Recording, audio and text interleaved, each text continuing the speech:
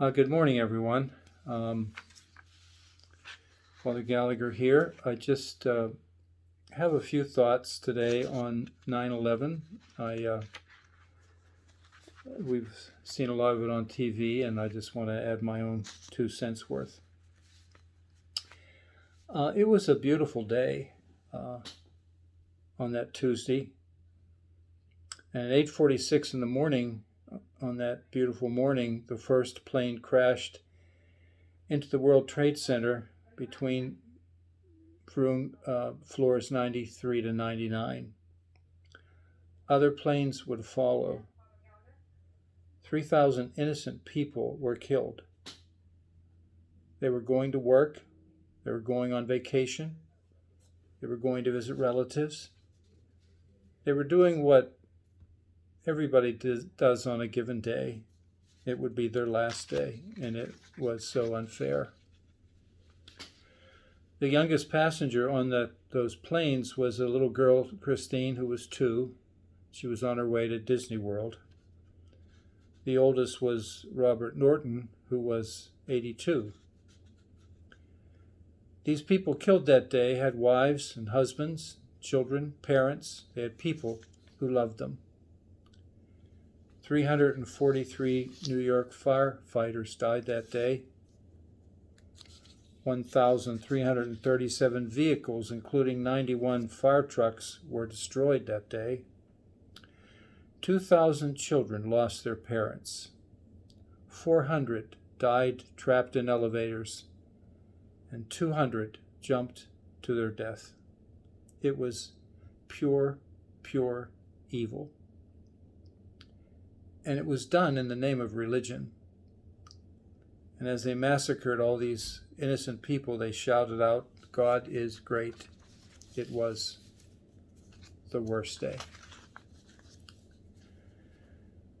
Firefighters, police, EMTs sacrificed their lives to save people they didn't even know.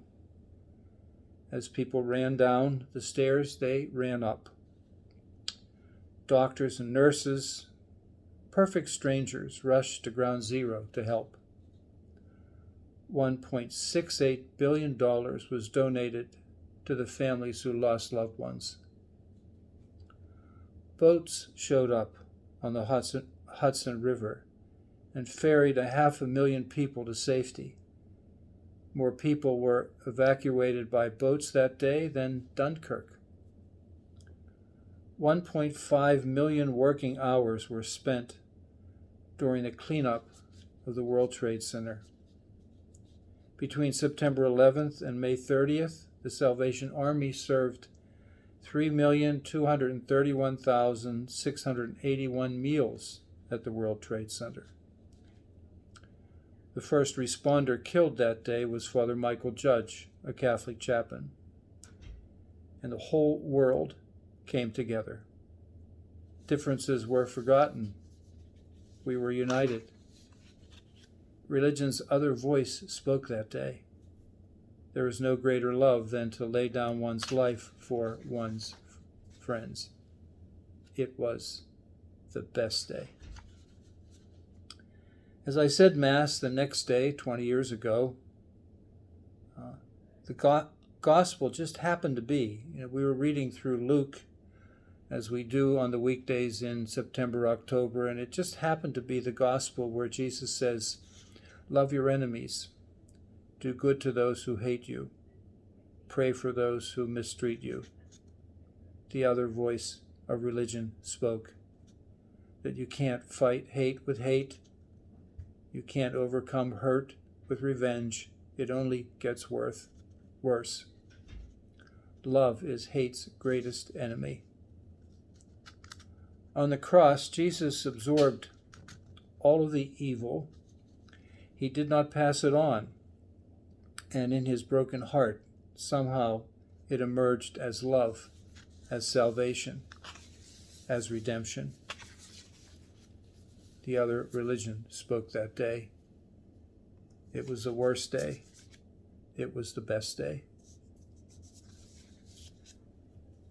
On November 13th, 2015, terrorist rushed into a theater in Paris and killed 90 people. One of them was a 35-year-old mother of a 17th-month little boy. Her husband, Anton, addressed the terrorists directly on Facebook. On Friday evening, you stole the life of an exceptional person, the love of my life, the mother of my son. But you will not have my hatred.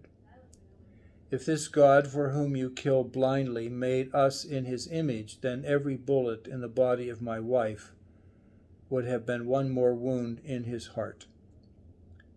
Even though my hatred is what you were hoping for, responding to hatred with anger would be to fall to the same ignorance that made you the people you are.